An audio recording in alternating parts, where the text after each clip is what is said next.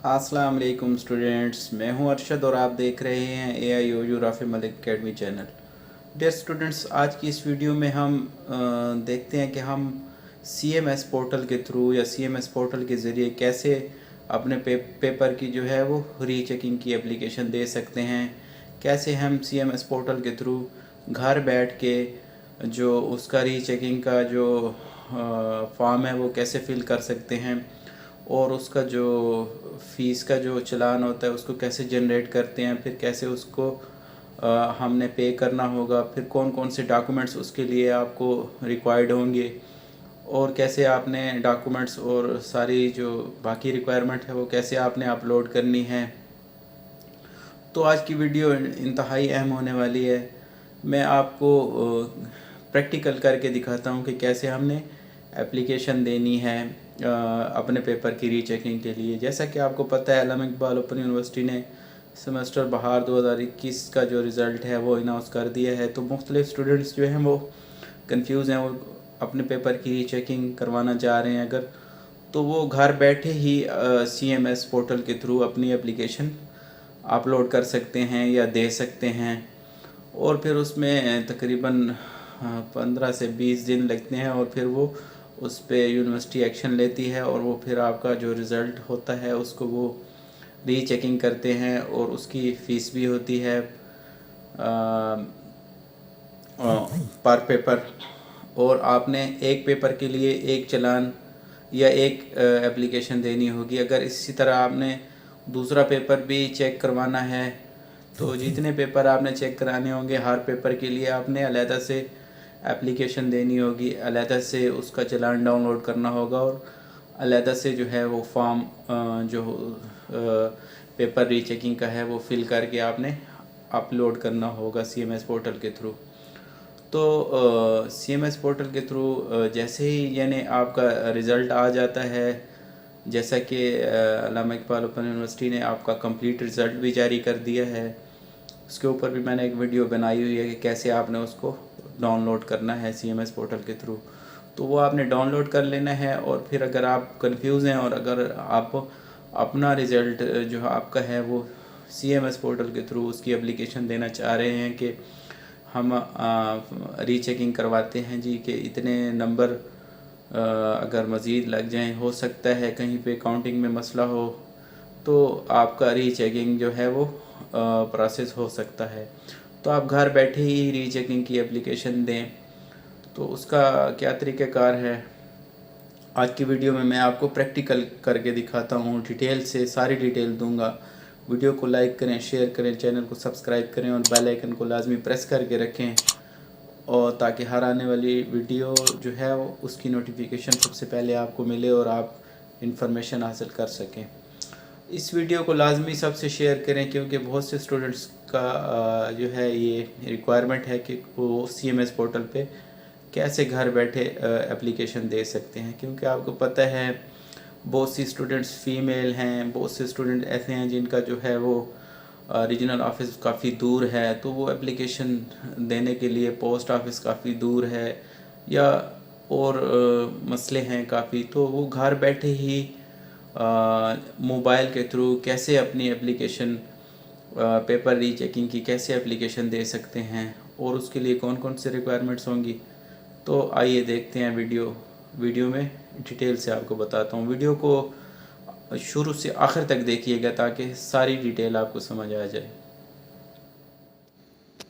अच्छा, तो student CMS portal के थ्रू आपको पेपर की रीचेकिंग की एप्लीकेशन देने के लिए सबसे पहले आपको CMS पोर्टल पे चले जाना है और वहाँ पे लॉगिन हो जाना है और अपना यूज़र आईडी और पासवर्ड दे के, और उसके बाद आपने स्टूडेंट सर्विस रिक्वेस्ट के बटन पे क्लिक कर देना है। जैसे ही उस पर क्लिक करेंगे, जैसे ही आप स्टूडेंट्स सर्विस रिक्वेस्ट के बटन पे क्लिक करेंगे तो आप जो है वो नेक्स्ट पेज पे चले जाएंगे सर्विस रिक्वेस्ट्स पे।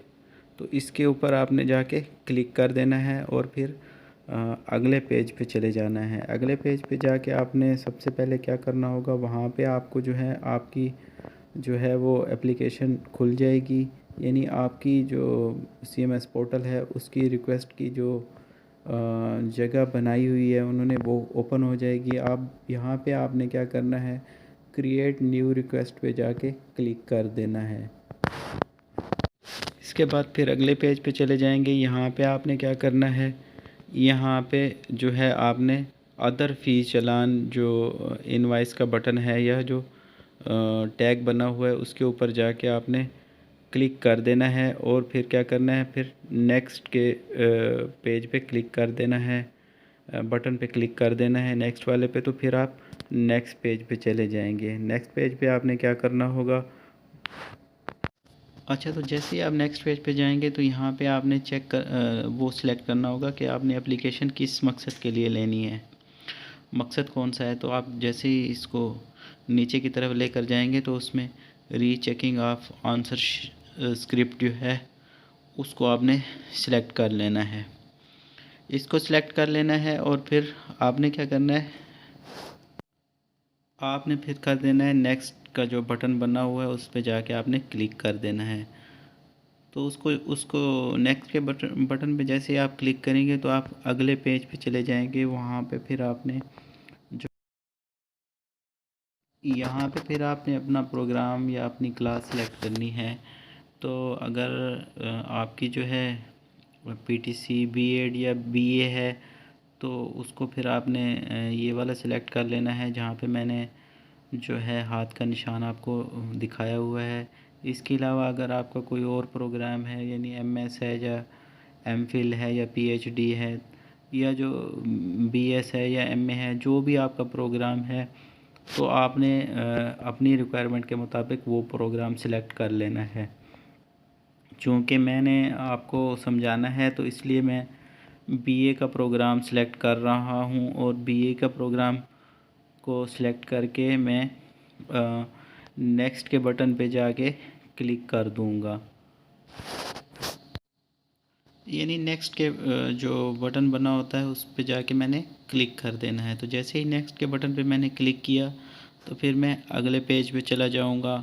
अगले पेज पे फिर आपको एक बॉक्स नज़र आएगा और उसके नीचे जो है वो जो डॉक्यूमेंट्स आपने अपलोड करने हैं वो नज़र आएंगे। तो बॉक्स में आपने क्या लिखना है, बॉक्स में आपने वो लिख देना है जो पेपर आप रीचेकिंग करवा रहे हैं, तो वो कमेंट्स आपने बॉक्स में लिख देना है। यानी कि आपने जो काम करवाना है, यानी आपको ये भी पता है कि आपने एक टाइम में एक पेपर के लिए जो है एप्लीकेशन देनी होती है। फ़र्ज़ करो मैं 456 के लिए एप्लीकेशन दे रहा हूँ तो मैंने यहाँ पे लिख दिया है please recheck my course code 456 semester spring 2021 answer sheet. ठीक हो गया, ये वाला कमेंट्स मैंने लिख दिया है।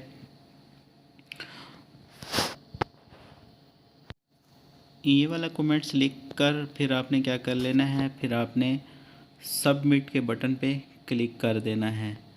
तो सबमिट में जैसे ही आप क्लिक करेंगे तो ये आपकी फ़ाइल जो है वो सेव हो जाएगी, सबमिट हो जाएगी। फिर आपने क्या करना है, आपने दोबारा चले जाना है उसी जो होम पेज है इसका CMS पोर्टल का, तो वहाँ पे जाके आपने दोबारा से इसी एप्लीकेशन को ओपन करना है। कैसे ओपन करना है, क्योंकि हमने इसमें मज़ीद कुछ चीज़ें डालनी है इसलिए इसको हमने दोबारा ओपन करना है। तो स्टूडेंट सर्विस रिक्वेस्ट पे क्लिक करके इसको ओपन करना है। जैसे ही हम इस पर क्लिक करेंगे तो एक अगला पेज खुल जाएगा, नेक्स्ट पेज खुल जाएगा।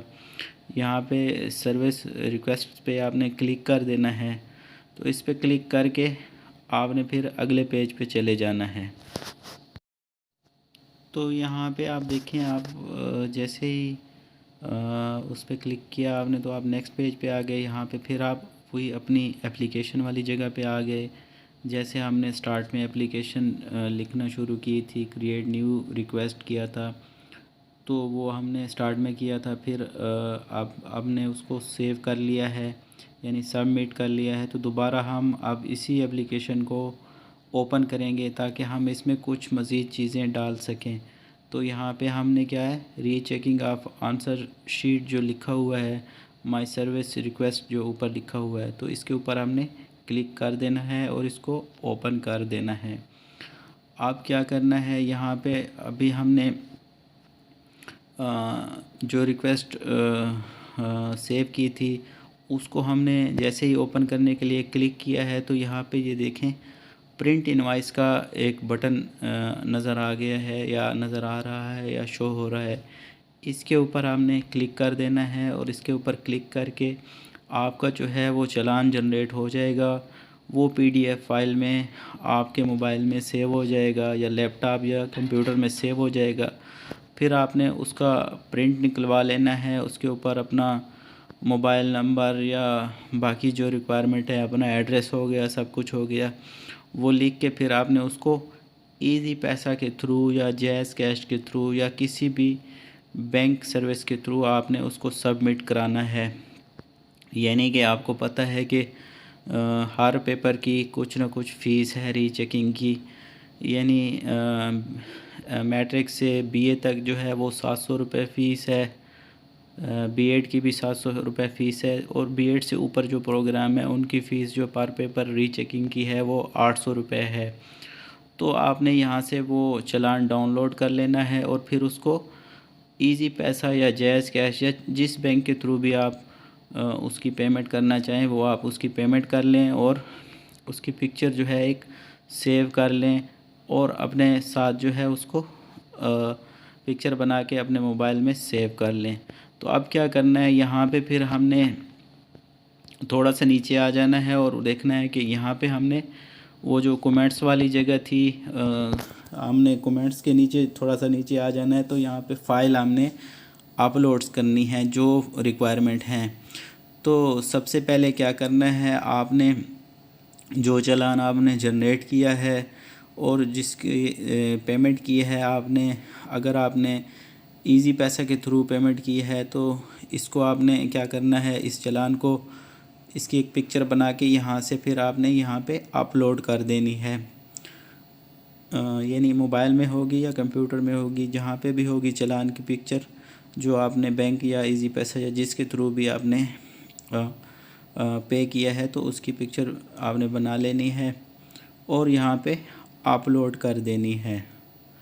इसके बाद फिर आपने क्या करना है, ये तो चालान हमारा अपलोड हो जाएगा।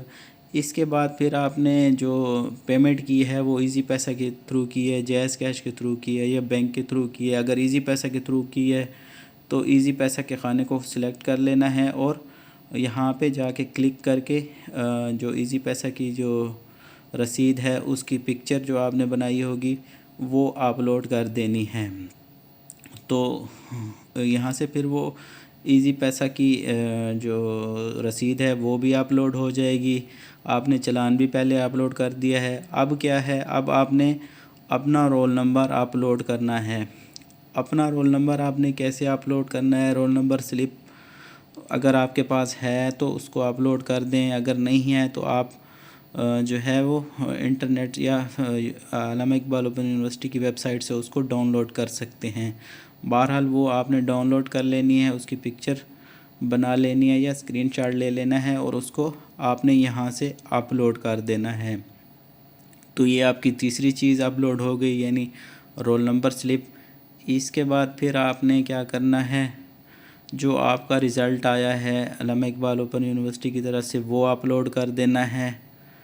यानी कि रिज़ल्ट कार्ड जो कंप्लीट अल्लामा इकबाल ओपन यूनिवर्सिटी की वेबसाइट पे आया हुआ है या जो आपके होम एड्रेस पे आया है उसकी आपने पिक्चर बना के यहाँ पे अपलोड कर देनी है। आपने रिज़ल्ट कार्ड कैसे डाउनलोड करना है उसकी मैंने एक वीडियो कंप्लीट बनाई हुई है, वो आप देख लें कि CMS पोर्टल के थ्रू आपने कैसे अपना रिज़ल्ट चेक करना है, कैसे उसको जनरेट करना है और कैसे आपने डाउनलोड करना है।